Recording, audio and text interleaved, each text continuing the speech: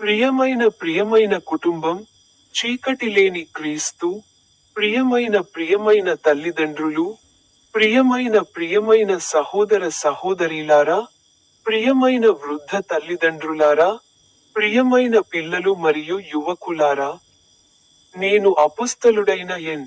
ప్రేమ్ రాజు. ఈ రోజు సెప్టెంబర్ 21వ రోజు, సాధారణ సంవత్సరంలో 25వ వారం. ప్రభువా, మా వివాహంలో ఏదైనా లోపం లేదా అడ్డంకి ఉంటే, దానిని మీ శక్తితో తొలగించండి. నన్ను మరియు నా జీవిత భాగస్వామిని మీ ప్రేమ మరియు ఆశీర్వాదంతో కప్పండి.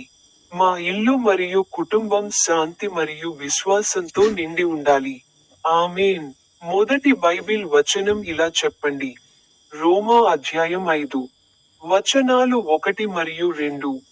విశ్వాసం ద్వారా మనం నీతిమంతులుగా తీర్చబడ్డాము కాబట్టి, మన ప్రభువైన యేసుక్రీస్తు ద్వారా మనం దేవునితో సమాధానాన్ని కలిగి ఉన్నాము. ఆయన ద్వారా మనం విశ్వాసం ద్వారా ఈ కృపలోకి ప్రవేశిస్తాము మరియు దేవుని మహిమను గూర్చిన ఆశలో ఆనందిస్తాము. సంక్షిప్త అర్థం: యేసుక్రీస్తు ద్వారా మనకు శాంతి, కృప మరియు ఆశ ఉన్నాయి. ప్రార్థన: ప్రభువా, నన్ను విశ్వాసంలో స్థిరపరచుము మరియు నీ శాంతిలో నన్ను జీవించనిమ్ము. అనువాదం: యేసు ద్వారా మనకు శాంతి మరియు కృప కలదు. విన్నపం: ప్రభువా, ప్రతిరోజు నీ నిరీక్షణలో జీవించడానికి నాకు బలాన్ని ప్రసాదించుము. సందేశం: క్రైస్తవ జీవితానికి పునాది విశ్వాసం మరియు కృప. రెండవ బైబిల్ వచనం గురించి మాట్లాడుతూ, పరిశుద్ధ లూకా సువార్త, అధ్యాయం 16, వచనాలు 1 నుండి 3, మరియు ఆయన శిష్యులతో ఇలా అన్నాడు. ఒక ధనవంతునికి ఒక గృహ నిర్వాహకుడు ఉన్నాడు, మరియు ప్రజలు అతని ముందు గృహ నిర్వాహకుడిపై, ఈ మనిషి తన ఆస్తినంతా వృధా చేస్తున్నాడు అని ఆరోపించారు. కాబట్టి ధనవంతుడు అతన్ని పిలిచి, నీ గురించి నేను వింటున్నది ఏమిటి? నీ గృహ నిర్వాహకుడి గురించి వివరించు, ఎందుకంటే నువ్వు ఇకపై గృహ నిర్వాహకుడిగా ఉండలేవు. అప్పుడు గృహ నిర్వాహకుడు, నేను ఇప్పుడు ఏమి చేయాలి? నా యజమాని నా గృహ నిర్వాహక పదవిని తీసేస్తున్నాడు. నేను భూమిని తవ్వలేను, మరియు నేను భిక్షాటన చేయడానికి సిగ్గుపడుతున్నాను. సంక్షిప్త అర్థం: నిజమైన విశ్వాసం చిన్న విషయాలతో ప్రారంభమవుతుంది మరియు మనం ఒకేసారి ఇద్దరు యజమానులకు సేవ చేయలేము. ప్రార్థన: ప్రభూ, నన్ను విశ్వాసపాత్రుడిని చేసి, నిన్ను మాత్రమే సేవించడంలో నా హృదయాన్ని స్థిరపరచుము. అనువాదం: చిన్న వాటిలో నమ్మకంగా, గొప్ప వాటిలో కూడా నమ్మకంగా. విన్నపం: ప్రభువా, నా జీవితంలో డబ్బు కాదు, నువ్వు అత్యంత ముఖ్యమైన వ్యక్తిగా ఉండు.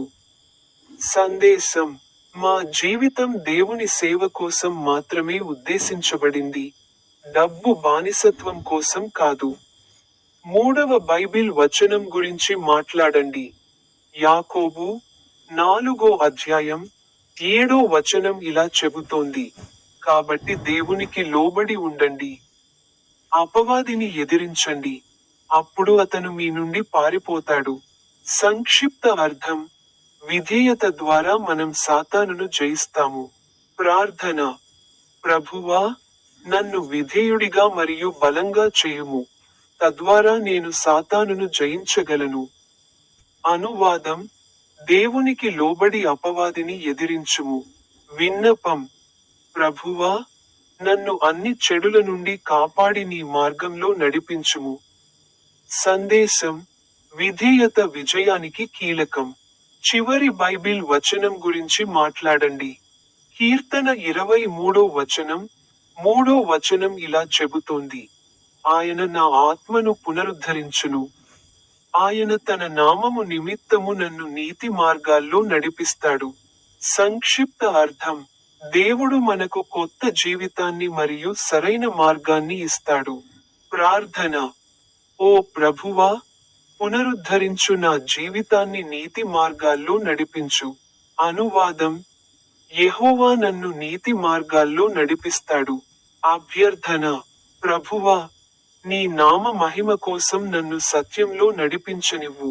సందేశం: దేవుడు తన పిల్లలకు కొత్త జీవితాన్ని మరియు సరళమైన మార్గాన్ని చూపుతాడు. ఇలా ప్రార్థిద్దాం.